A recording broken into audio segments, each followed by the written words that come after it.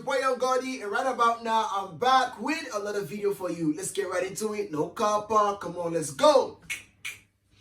Okay, so this is not just another content, but something I really want to share. Now, football, as we all know, is a game of passion that breeds love and togetherness among different individuals. Now, this does not necessarily mean that these individuals do not have different thought process aside different opinions or different, imaginations that comes to their mind.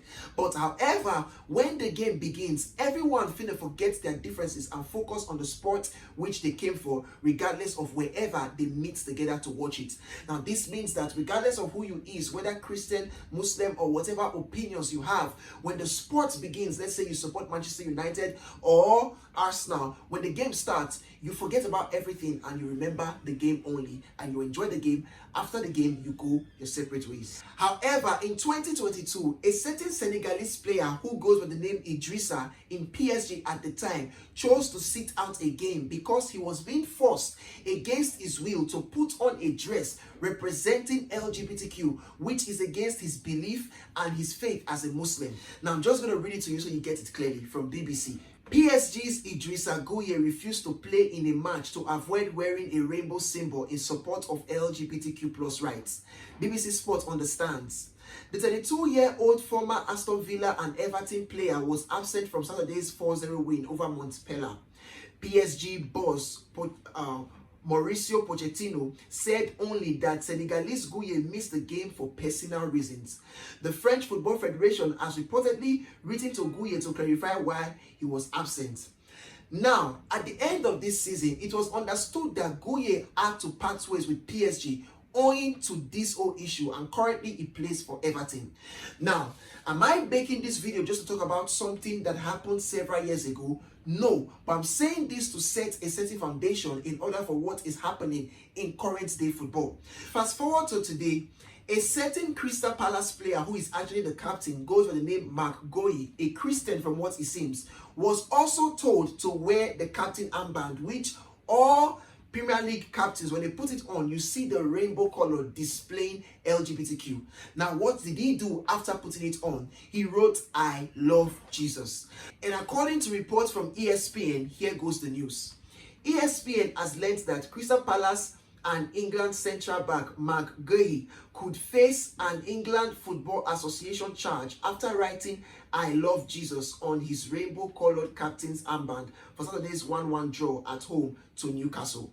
Now, what I love about this story is that after being told he's been investigated, come the next game, this nigga still went ahead to carry the captain armband and wrote "Jesus love you" this time around. And here was the report. This is a setting Twitter user saying, "Despite being warned by the FA, he did it again in a match this evening. I like this guy." And I like him too, for real, no cap.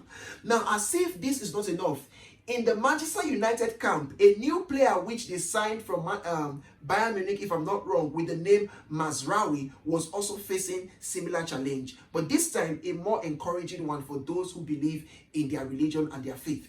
Now, here is the report. Mazraoui told his Manchester United teammates he was not prepared to wear the pro-LGBTQ+ walkout jacket, citing his Muslim faith as the reason. The team then decided that no players would wear the tracksuit at all, so that Mazraoui would not be the only one seen publicly to be refusing to wear the jersey. Now, while this news is so encouraging in terms of how the club, Manchester United, chose to respect the player's wish and got other persons like other players to support him, it is rather worrisome that the Football Association of various governing bodies in Europe, if possible FIFA at large, you feel me, is in support of this agenda and is dragging it to sport and disturbing other persons who do not believe in it. You feel me? Now, while this is very encouraging, particularly from how Manchester United represents the player's wish and respect his desire and got other players to support him, you feel me, in order for him not to be alone, it is rather worrisome that the FA are in support of this. not just the ones in England, but in the entirety of Europe. Like, why would you leave football, the sport everyone came to look out for, and you focus on other things? Now, because I don't want to talk too much for time, I just want to show you what persons finna say according to these acts being done to the player in Crystal Palace and also in Manchester United.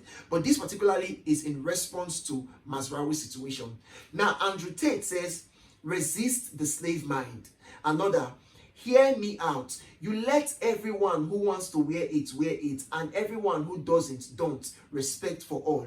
Another, they should stop forcing us to accept LGBTQ people. It's not by force. After all, you claim everyone has their wish to be what they want to be. So also everyone has their desires to believe in what they want to believe in. Another, one of the reasons I respect Muslims, they won't accept what they won't accept. This nigga says, we are witnessing a footballing revolution. Again, always stand up for what you believe in. Well done to him. And now, this line of comment is representing the response of individuals to Crystal Palace central bank situation. Now, this nigga says, can't all political and religious messages be kept out of football? This means no kneeling, no rainbows, no crucifix, crescent moons, etc. Just play the game and leave the messages for another platforms. Ha ha. Force people to wear non-sports related messaging. Accept the consequences. Nice one. Another says, if he's being forced to represent something he don't believe in, he can represent something he does believe in. Inclusive and equality rights, that goes for everyone or not.